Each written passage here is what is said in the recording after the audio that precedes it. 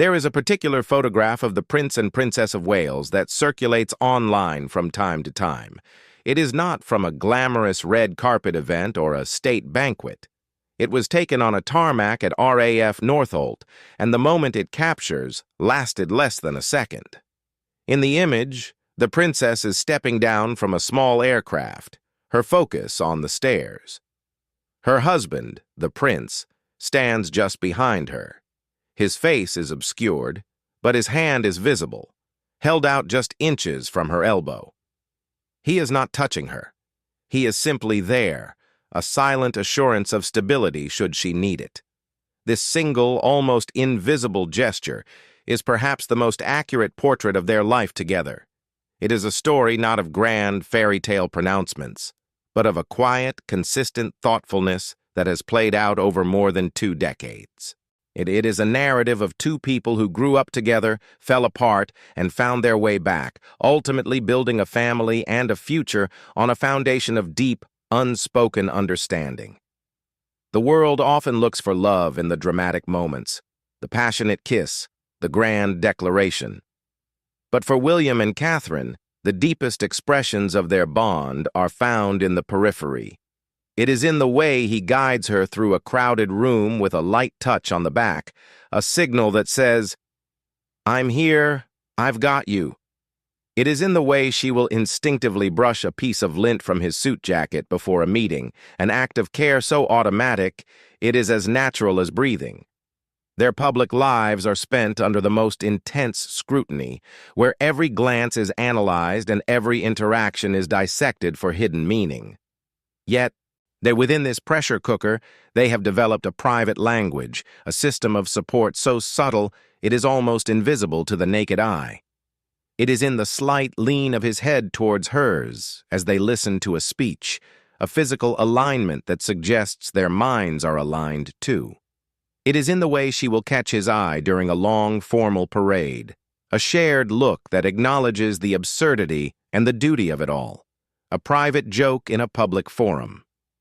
This is not a story that will be found in official biographies or palace press releases. It is a story written in body language, pieced together by those who watch closely, and confirmed by the rare, candid moments they allow the world to see. It is the story of a modern marriage, navigating ancient traditions, and finding that the strongest armor against the storm is the quiet, the steady presence of a partner who simply understands. In the early years, long before the titles and the global adoration, there was just a boy and a girl at the University of St. Andrews. Their story did not begin with a thunderclap of instant attraction. Instead, it started with the quiet comfort of friendship. William, the heir to the throne, was seeking a normalcy that felt impossible to find. Catherine, a confident and down-to-earth student, offered just that. She treated him not as a royal, but as a person. They were part of a close-knit group of friends, sharing meals, studying late into the night, and navigating the typical ups and downs of university life. It was during a charity fashion show on campus that the dynamic shifted. Catherine, walking down the runway in a sheer lace-covered dress, had transformed from a friend into something more in William's eyes. The following year, they began sharing a flat with 2 other students, and their friendship deepened into a romance that felt natural and inevitable. Away from the London paparazzi, they built a simple life together. They cooked meals in their small kitchen, with William, surprisingly, often taking the lead, whipping up simple pasta dishes for her. He learned that love, in its most genuine form, was not about grand gestures bought with royal privilege, but about shared moments of domestic peace. He once gifted her a pair of binoculars, not as a lavish present, but with genuine misplaced pride, explaining to her that with them she could see as far as she wanted. She gently laughed, pointing out that was, in fact, the purpose of binoculars. But his earnest and slightly awkward attempt to please her was endearing. It was a gift, chosen not by a royal aide, but by a young man trying to connect with the woman he loved. He saw her not just as a girlfriend, but as his confidant. his anchor in a world that often felt adrift. She, in turn, saw past the prince to the man beneath, a man who could be shy, who carried the weight of his mother's legacy, and who found solace in her steady, unwavering presence. This period, free from the formalities of royal life, cemented the bedrock of their relationship, a genuine, unshakable friendship.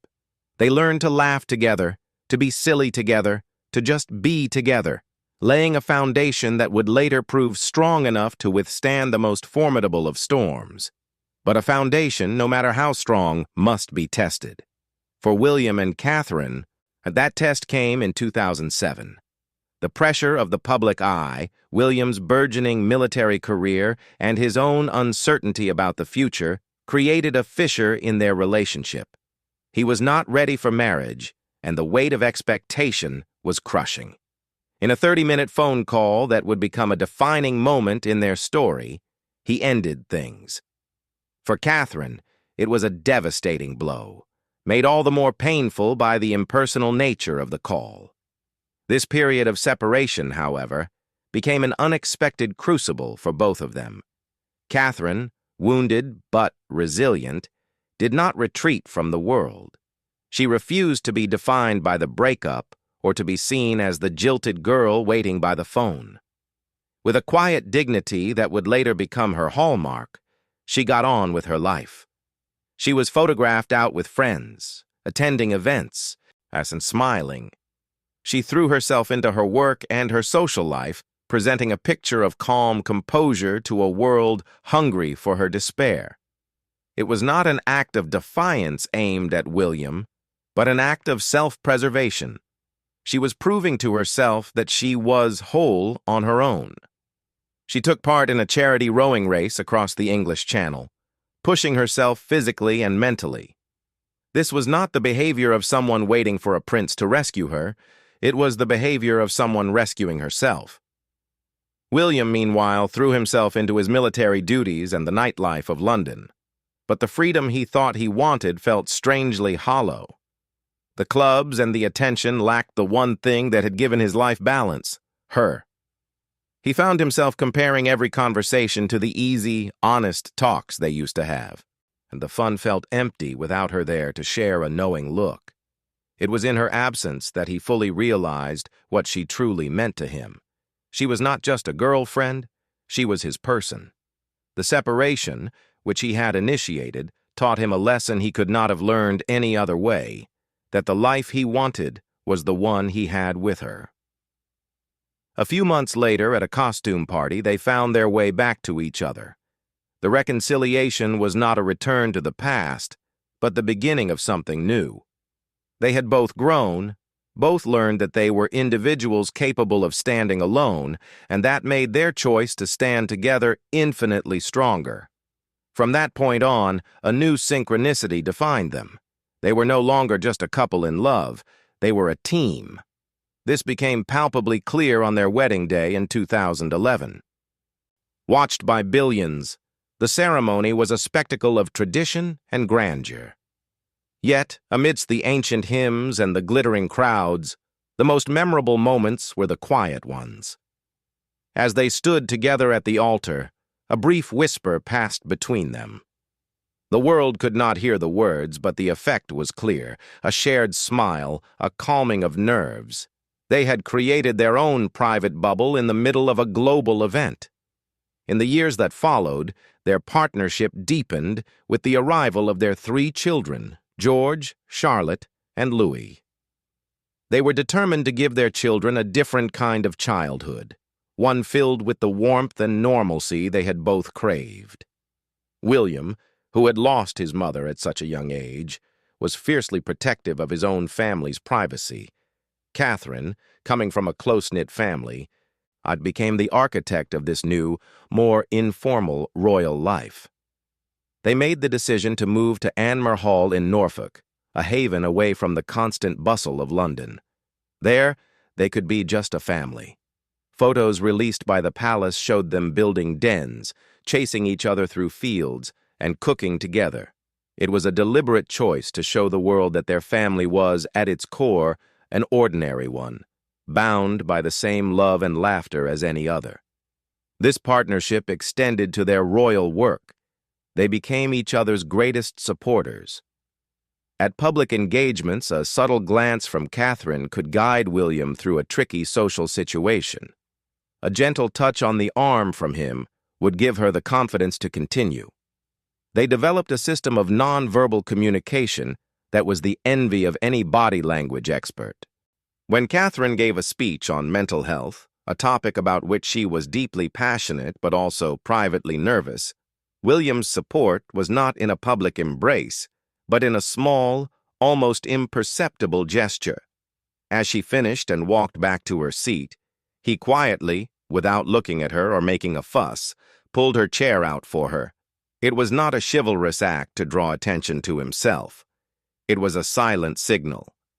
"I saw you, you did brilliantly, and I've got you." This quiet, pitch-perfect thoughtfulness spoke volumes more than any public display of affection ever could. The year 2024, however, brought a storm unlike any they had faced before. In January, Catherine underwent major abdominal surgery, and the world braced for her recovery. Then, in a devastating turn, she was diagnosed with cancer. The news, and when she bravely shared it with the world in a video message, sent shockwaves across the globe. The quiet life they had so carefully constructed was shattered by a very real, very private battle for her health. The stormy waters and road unknown, as she would later describe it, had arrived. It was during this crucible that the true depth of their partnership was revealed not to the public, but in the privacy of their home. The roles they had played for 2 decades subtly shifted. Catherine, the family's rock, became the patient in need of care, and William, the reserved future king, stepped into the role of primary caregiver with a quiet ferocity that surprised even those closest to him. He put his public duties on hold, a decision that spoke louder than any press release. And the man who had the weight of an institution on his shoulders chose instead to carry the weight of his family. He was the one driving her to appointments, making the tea, and shielding their children from the full force of their mother's illness. The public saw only glimpses. A photographer capturing him leaving a hospital, his expression a mask of stoic concern. Reports emerged of him carrying bags of her favorite strawberries, a small, tangible comfort he could provide. The playful, slightly awkward young man who once gave binoculars as a gift had matured into a husband whose love was now expressed through the most profound acts of service. This was not duty. This was devotion in its purest form. For Catherine, his presence was the medicine no doctor could prescribe. In a world turned upside down by fear and uncertainty, his unwavering steadiness became her anchor. They navigated the terrifying landscape of chemotherapy and recovery as a single unit, drawing strength from their shared history and the family they were fighting to protect. In September 2024, Catherine announced she had completed her chemotherapy. The video they released to accompany the news was a masterpiece of intimate storytelling, and it was entirely their own. It was not a polished palace production, but a home movie. It showed the 5 of them, William, Catherine, George, Charlotte, and Louis, walking through the woods, playing cards, and running on a beach in Norfolk. It was a raw, unfiltered glimpse into their world during that traumatic year. And in the middle of it, there was a moment that captured everything. Catherine was lying on a blanket in the sand, and William, lying beside her, leaned over and kissed her on the neck. It was a fleeting second, a private moment of affection that they consciously chose to share with the world. Their daughter Charlotte, sitting nearby, pulled a face of mock disgust, a perfectly normal reaction from a child seeing her parents kiss. But the message from William and Catherine was clear. They were still here, they were still in love, and their family, with all its silly, beautiful imperfections, had survived. The storm has passed, but its effects linger. Catherine is in remission, but the experience has permanently altered their perspective. They speak now with a new clarity about the fragility of life and the importance of loving and being loved. The quiet gestures that have always defined them now carry an even deeper resonance. At a recent state banquet, the first major event since her recovery, all eyes were on Catherine. Dressed in a stunning white gown, she was the picture of royal grace. But those who knew where to look saw the real story. As they processed into the banquet hall, William walked just behind her to her side. The elaborate train of her gown needed to be managed, and without a word, he was there. With each step, he used his elbow to gently flick the fabric, ensuring it flowed perfectly behind her. He never once broke his stride or looked down at what he was doing. It was an act of such practiced synchronicity that it seemed choreographed, yet it was purely instinctive. He was not touching her, not drawing attention, simply ensuring her path was clear and her moment was perfect. It was 1,000 miles away from the airport tarmac, yet it was the exact same sentiment. I am here, and you are safe. This is the legacy of their relationship. It is not found in the pages of history books documenting their titles, but in the spaces between the official photographs. It is in the way he looks at her when she speaks, a look of undisguised pride and admiration. It is in the way she will gently place her hand on his back during a difficult engagement, grounding him. It is in the shared jokes with their children and the resilience they have shown in the face of unimaginable pressure. Their love story has never been about the fairy tale. It has always been about the reality. It is about two people who chose each other, not once, but every single day for over 20 years. It is about a prince who shows his love by pulling out a chair, buying strawberries, and managing a gown train. It is about a princess whose strength lies not in a crown, but in her quiet grace and the unshakable knowledge that she is loved by a man who will always be there, just a step behind, with a steady hand. In a world that often celebrates the loud and the dramatic, their quiet gestures have become their loudest declaration. They have not just warmed hearts, they have redefined what a modern royal partnership can look like, proving that the most enduring love is often the one you have to look a little closer to see.